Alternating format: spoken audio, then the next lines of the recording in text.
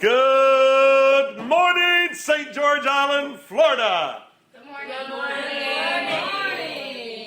Good morning, St. George Island, Florida. Good morning. Good morning, St. George Island, Florida. Good morning. See, here's the thing. You're not getting what I'm wanting. You know that you can listen at voices and tell what in the heck's going on their face? Oh, yeah, you can. Watch this. Good morning, St. George. Okay, sorry. I was going to turn around and try to not smile, but I can't help it because I'm not a fart like you all. No, just kidding.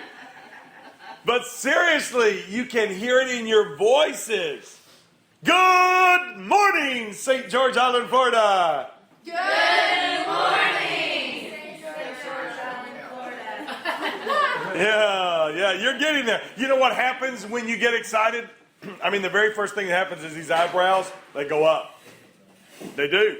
You can look at someone when you're talking to them and tell whether or not they're excited because they go, oh, yeah, it's really great to see you. Thank you very much. It's awesome. You know, you already know, oh, my God, they're working, like 210 facial muscles to be like an old pruny person. You know what I mean? You might as well just raise your eyebrows, be happy about it, and say, I am pumped up. And I am. Thank you guys for being here. Like you have any choice, like you could go home, drive back 11 hours. No, it's not going to happen, but I am glad you're here. We're talking about Jabez, and Jabez did what? He cried out to the Lord and first said, Lord, what? Bless me. Secondly, he said what to the Lord? Enlarge my territory. The focus is about a man who wanted more from God. The focus is about a guy who not only wanted more from God, but by receiving more from God, he wanted to do more from God. You need to understand something. I mean, you really need to understand this clearly. Not just about matters of Christianity, but you need to understand this about life. It should be clearly understood. Anything worth attaining is going to require a lot of work. I mean, you cannot decide to be the district champions the last 2 weeks of the basketball season.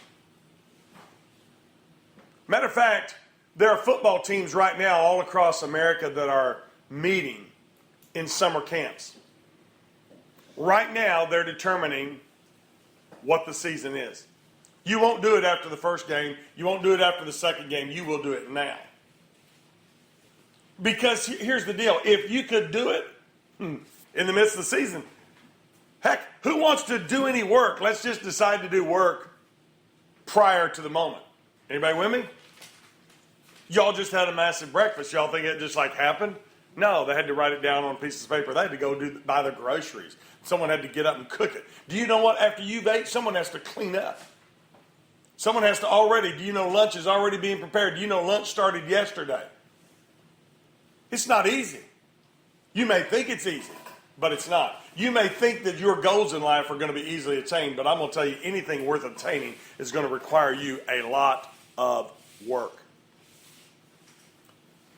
Previously, I've asked you a question if you think you deserve to get or receive or be a part of a blessing from God. We talked about all the labels that people are tagged with. You've really not answered the question yet whether or not you think you deserve to be blessed by God. This morning I want to share with you simply 3 people and 3 quick stories about them regarding blessings of God. And keep in mind all the time, if you really are going to be a boundary buster, I mean, this is a serious commitment. It will not be easily obtained. There are going to be all kinds of setbacks. But it doesn't mean we quit. Because if we accept quitting, then we accept a what? If we accept quitting, we accept a what?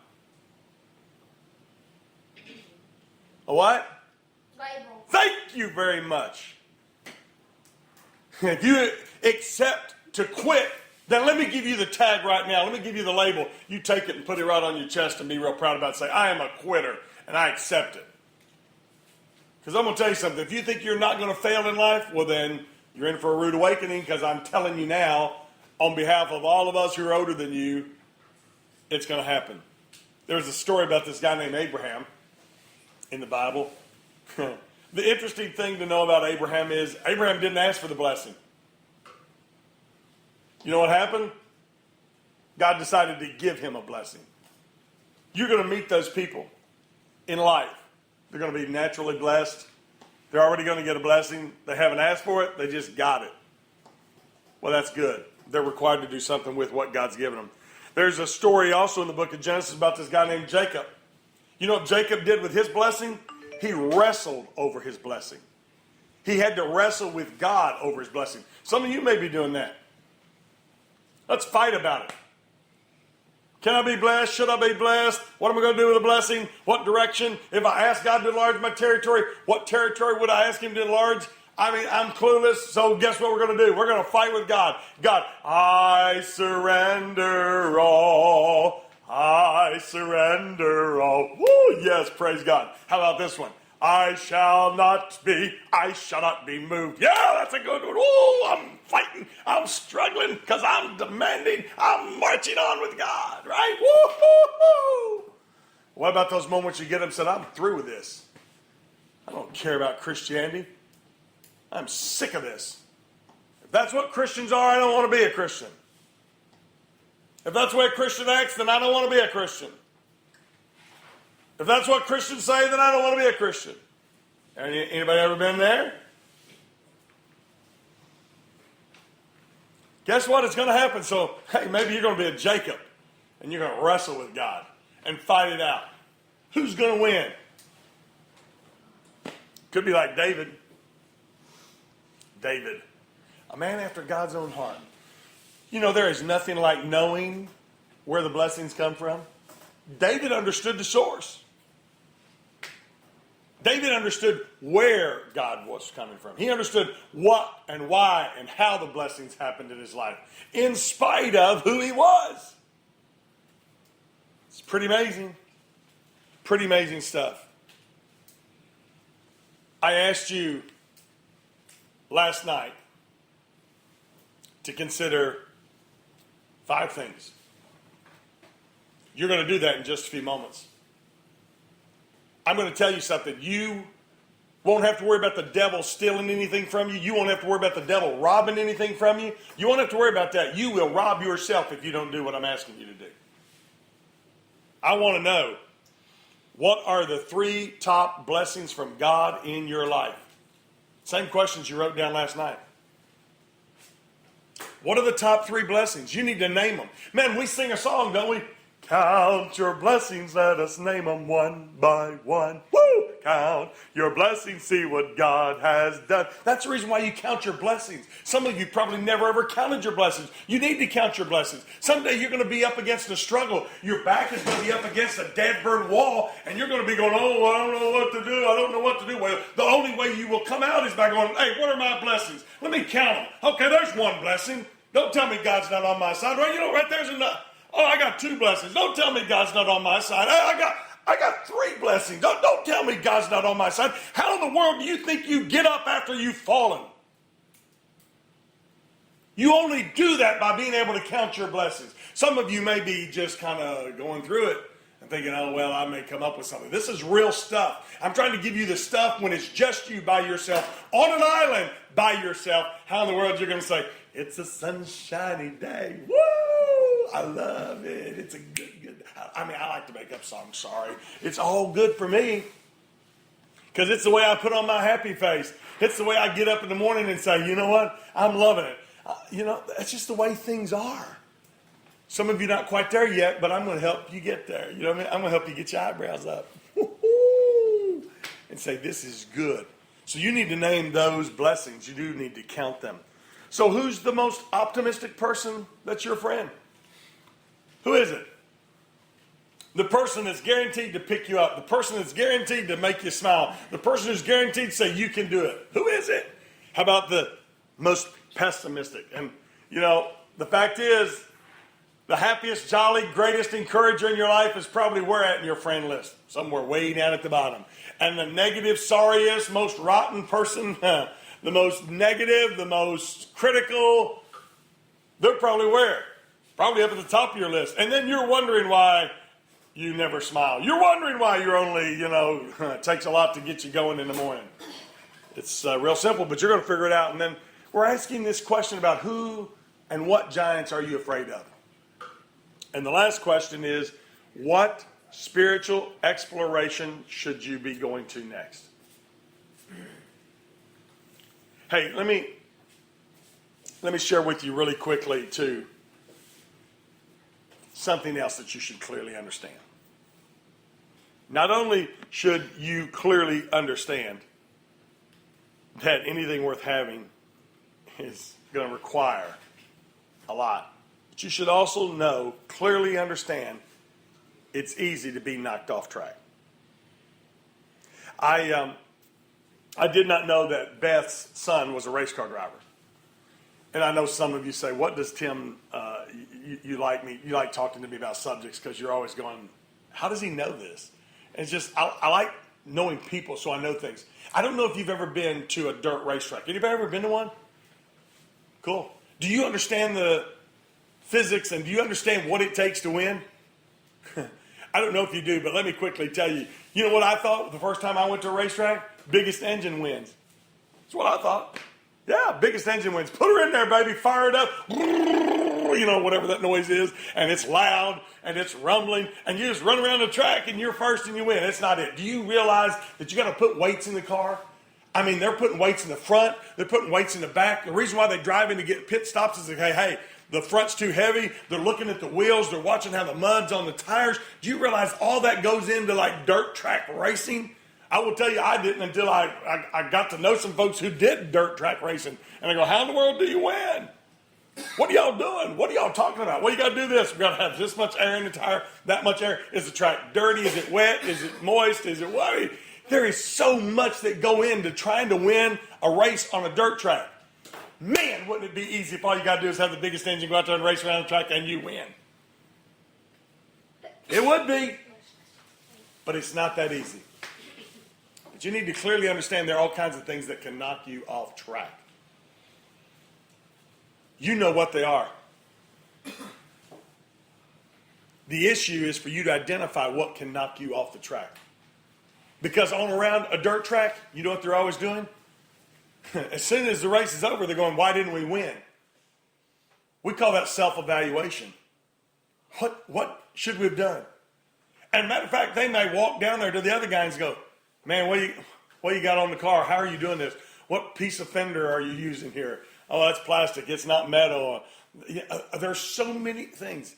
And someone who wants to be successful in the walk with Jesus Christ is always going to be making adjustments. What I got to do here to make this work? You know what? The last time I was at St. George Island, this is what we did, and guess what? This is how it worked, and man, it was awesome. Isn't that great? That's the plan, and that's exactly what you're going to do. Then you get down here, and you realize what you did previously is not going to work, because guess what? It's a different time. There's another group. There's another situation. The lawnmower won't work. We got sandbags. Well, we never planned on moving sandbags. That wasn't in the list. We were going to paint. Oh, we're not painting. We're moving gravels. And we're not moving gravels with a nice tractor with a blade because, well, the tractor won't start. And oh man, isn't it exciting? All the challenges that you really get to face. Because you get to really determine who you are. I mean, you know what? You get one truckload of gravels all so beautifully placed, raked out, and they bring another truckload. Who in the world imagined that? No one. But guess what? It's life. The second truckload's got to be spread out too.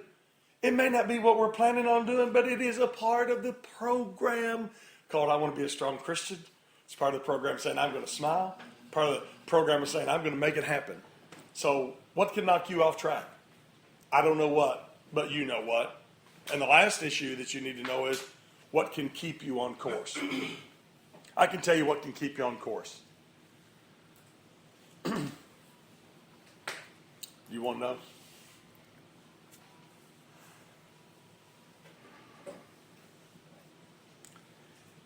You want to know? I mean, Jabez, he said the prayer. Said, God, I want you to bless me so you can enlarge my territory. He had a vision. And he said, this is the vision.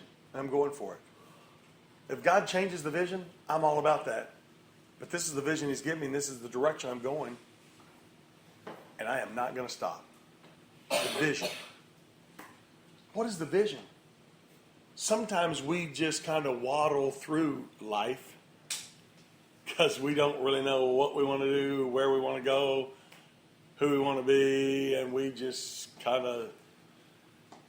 And wobbling's good, right? Because weebles wobble and they what? Yeah, so that's an easy thing for us to do. Let's just weeble wobble through. Man, I'd rather fall, get down, scuff my knee up, so if I see Will fall, get down, I know exactly how to help get him back up. I know God say, Will, come in here to the kitchen right now because we'll have to clean that wound off. I'm smart enough to do that because I already fell. I'm smart enough to do that because I already been there. I can help my friends out. You don't have to fall. Hey, don't go there because guess what? That's dangerous. So what can keep you on course? I'm certain you know.